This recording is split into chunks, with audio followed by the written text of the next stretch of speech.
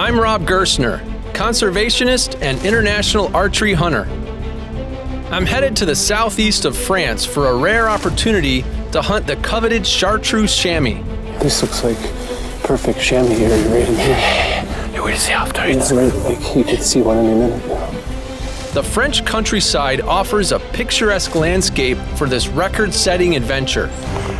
It's back. 45 yards.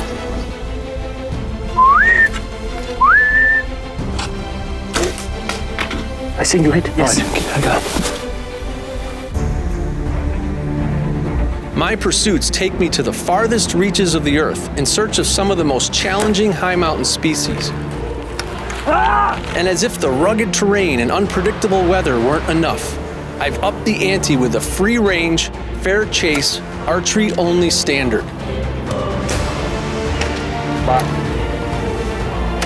And this is just the beginning, driven by a passion for wildlife conservation and a fascination with history. These hunts take me on an adventure few could ever imagine. For me, hunting isn't a sport or hobby. It's a calling to something greater, an invitation to climb higher and go farther, to venture beyond the edge of civilization.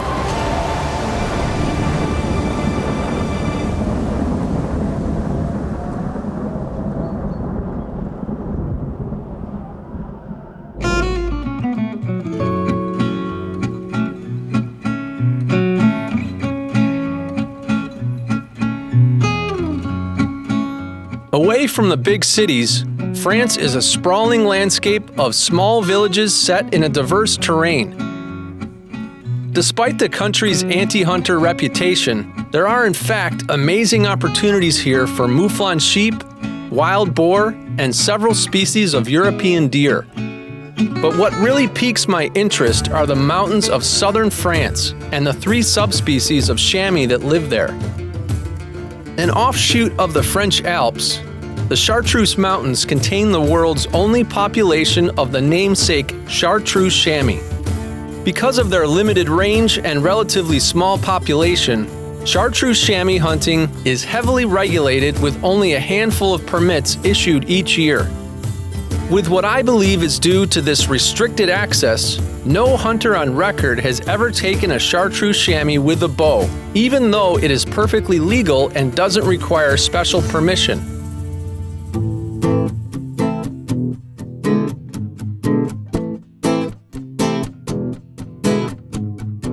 My journey on this hunt begins in the small village of Saint-Pierre de Chartreuse with my hunting guide and translator, Vincent Lacoste. In 1084, Saint Bruno established a small monastery in these mountains and coined the name Chartreuse. In time, the mountains, a village, the chamois, and even locally produced liquor all earned the namesake. Nestled at the foot of the highest peak of the mountain range, Saint-Pierre de Chartreuse is a vibrant tourist destination offering the lure of nature with beautiful summertime vistas and easy access to several ski resorts in the winter. I'm told that to be French without bread would be a disaster. Traditional French cuisine pairs bread with everything, including carb-rich meals like pizza and pasta. In a small village like this, there is no grocery store in the American sense. If you want meat, you go to the butcher. For cheese and milk, you go to the creamery. For bread, the baker. There are no cross-country 18-wheelers trucking in cellophane-wrapped products processed in a factory. Everything is fresh and local. It's amazing, it all starts right here. Master baker Frédéric Benedetti begins his day at 3 a.m. 7 days a week to ensure residents and tourists alike have the freshest bread and pastries possible each and every day. There is nowhere else around to buy bread, so Frédéric depends on his customers as much as they depend on him. So every day when he comes in, that's when he's cooking right away. Yeah. 3 a.m., 3:30, he's cooking. Yeah, that's true. That way when people come at 6:30 for the morning bread, fresh bread, he's ready. A simple recipe of flour, water, salt, and yeast results in a dough destined to become a loaf of traditional French bread. There are no additives or preservatives, just simple, basic ingredients to make the most amazing bread you've ever tasted. To allow the dough time to rise and fully mature, loaf-sized portions go into the refrigerator overnight before baking the next morning. Wow, that's cool. It looks very deep. What is normal for making French bread? Like, how long does it take to cook it? Alors, on a les petites pièces. The small bread, Ah non, les baguettes. the baguette. Yeah, baguette, regular baguette. Vingtaine de minutes 20 minutes, à 240 degrés. 240 Celsius. Okay. It's amazing to think that bread can be so simple when compared to many modern ingredient labels. The idea of fresh, authentic French bread alongside a Chartreuse Chamois backstrap has me eager to get the hunt started. Well, thank you for letting us come here. Merci beaucoup. Merci. Ah, il y a pas de quoi. Merci, merci.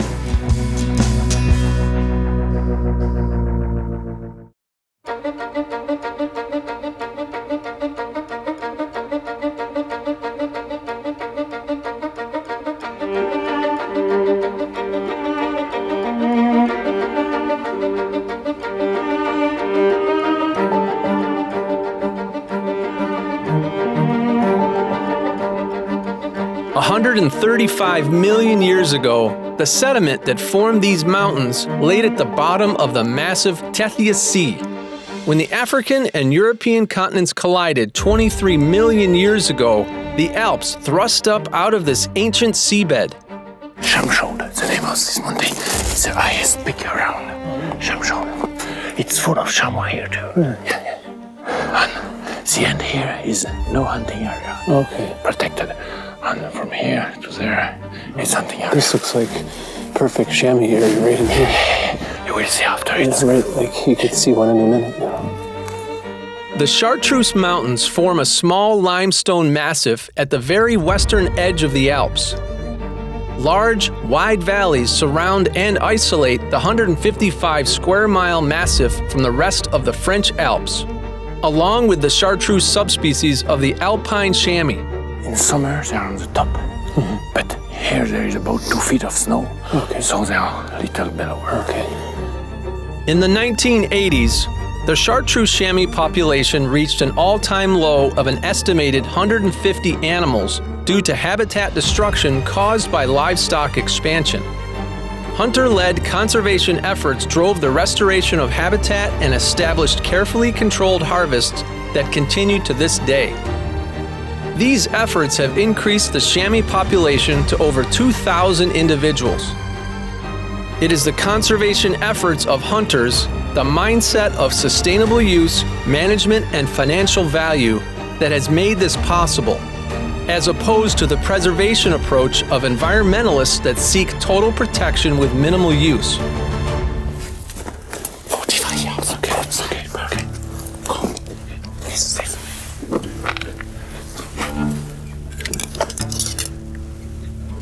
It's my chamois. He's there. Look, you see him? Yeah, I see him. I see him.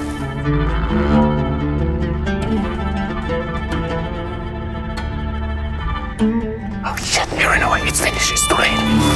This is a great ball in the area. The Chamois rut here runs from October through December, and right now it's November and the rut is in full swing. Much like white-tailed deer, the bucks are searching for a hot doe and the activity level is high. It's a young big-looking dog, 3 years old, something like that.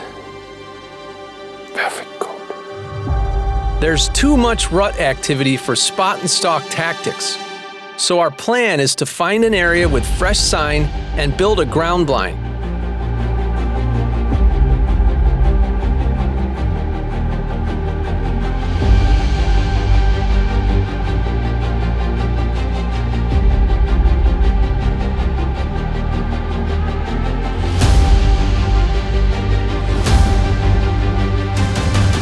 And as far as fresh chamois sign goes, there's nothing better than laying eyes on a giant. It's a monster. It can be number one. It's the winds are good too.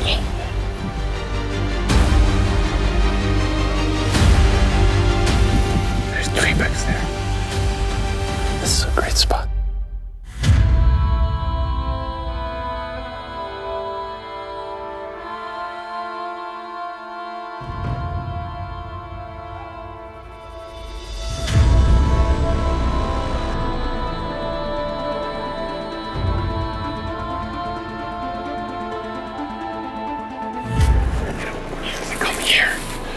can see them here. What if we make it right in there? Yeah, pull that out. See, you can shoot them here too.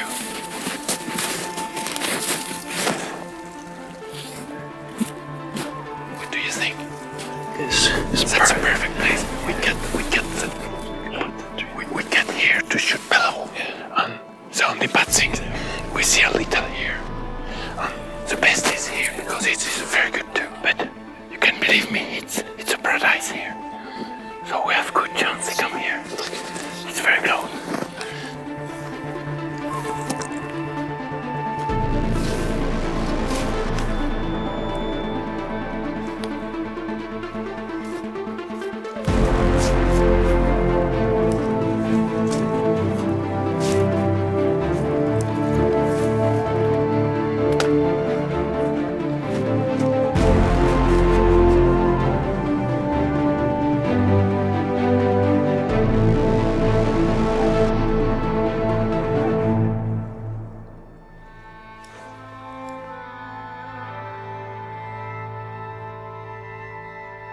So before my grandfather died, he gave me this piece of rock. Now, this is a piece of turquoise. Turquoise comes from the mining in southwest USA, like Arizona. Yeah.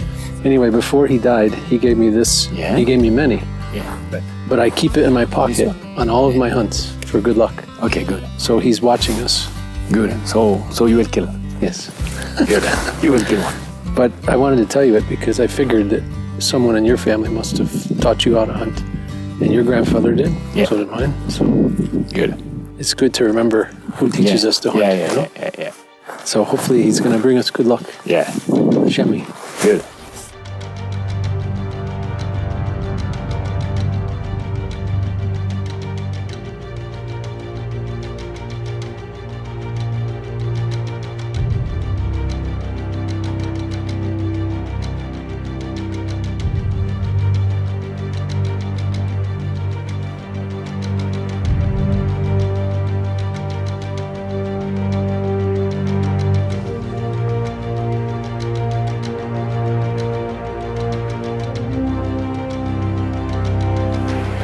The first one is at 80 meters.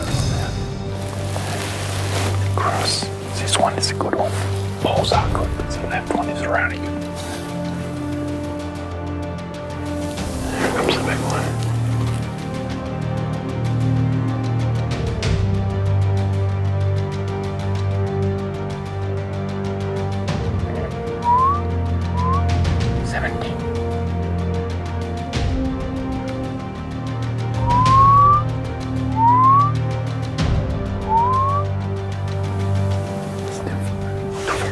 Touch. Yeah, we will make mistake. Good decision. Smart thing to do.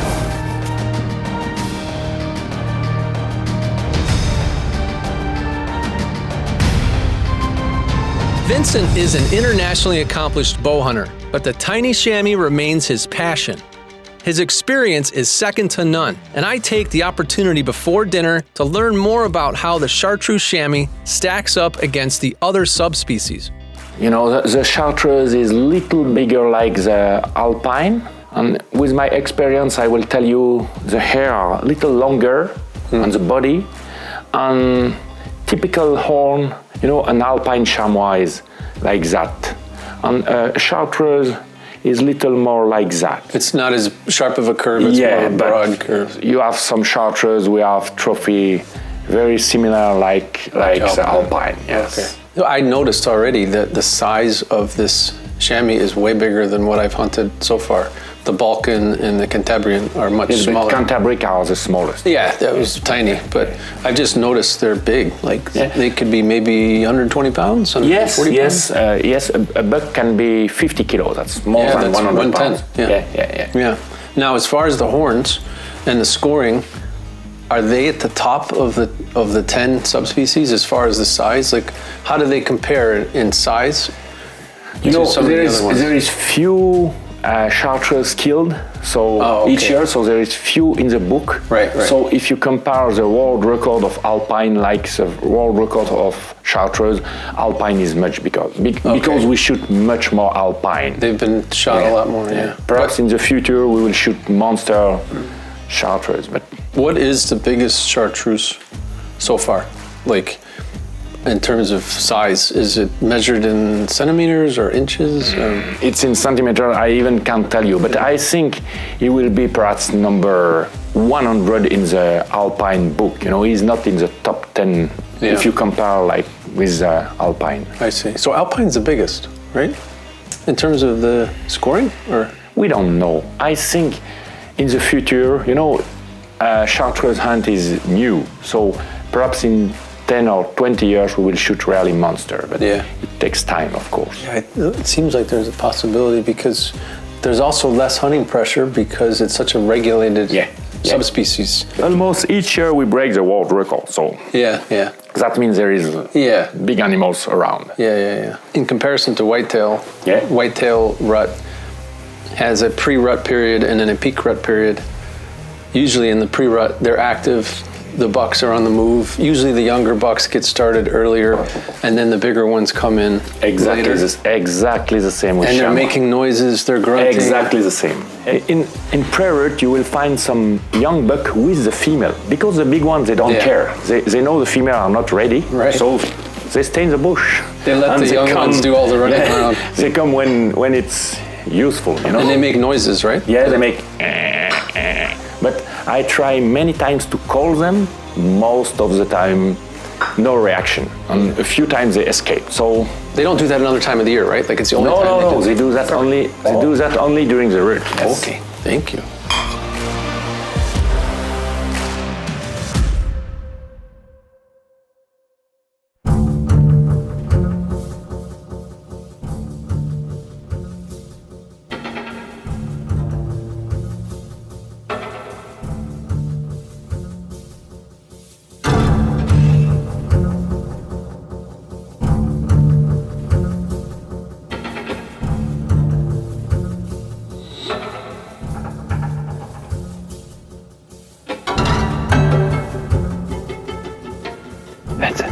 That's it.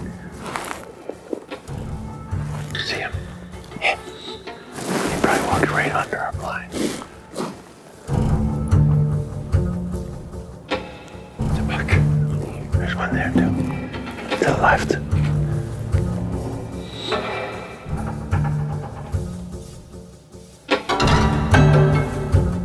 There's a buck. Here's a buck. Wow. Let's just wait. Maybe he'll go over there. We never know. He crossed, where he crossed, it's full of tracks. We must ambush in a place around. If we can stay above that pass. Yeah, perhaps it's a good place to go. Look.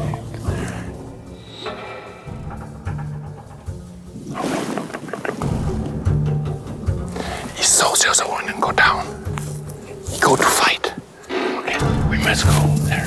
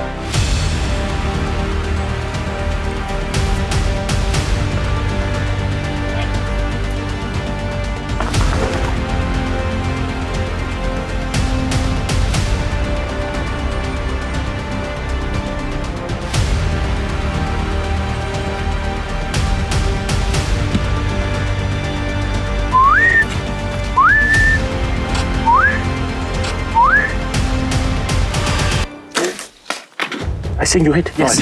I got it. Wait.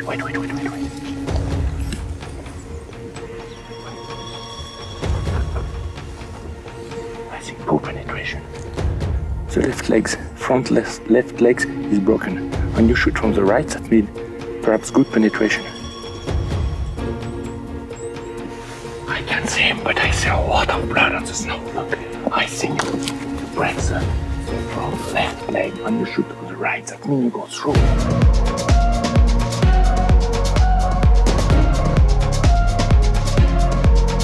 Chartreuse chamois, one of the most coveted chamois in the world.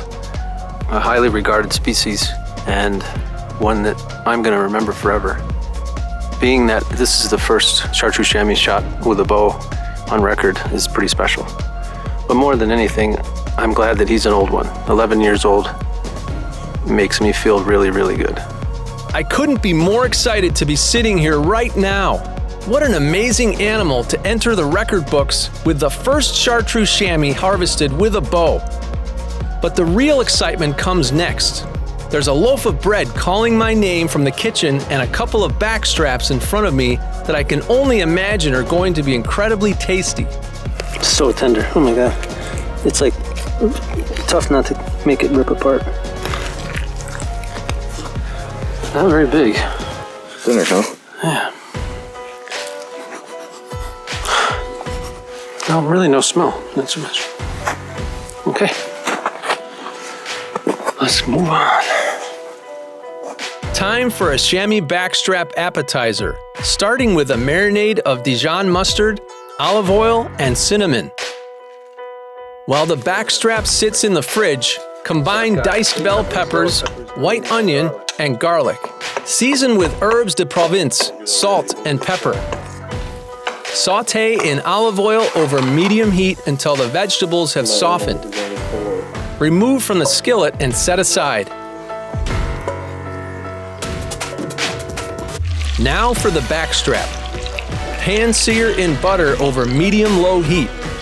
Flip after 2 minutes and cook an additional 2 minutes.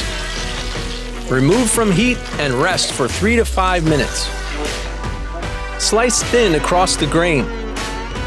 Place on toasted slices of French baguette bread and top with shredded Comté cheese and the sautéed vegetables. I must be honest with you, 90% chance it will be horrible because of the meat. Okay, try this, my friend.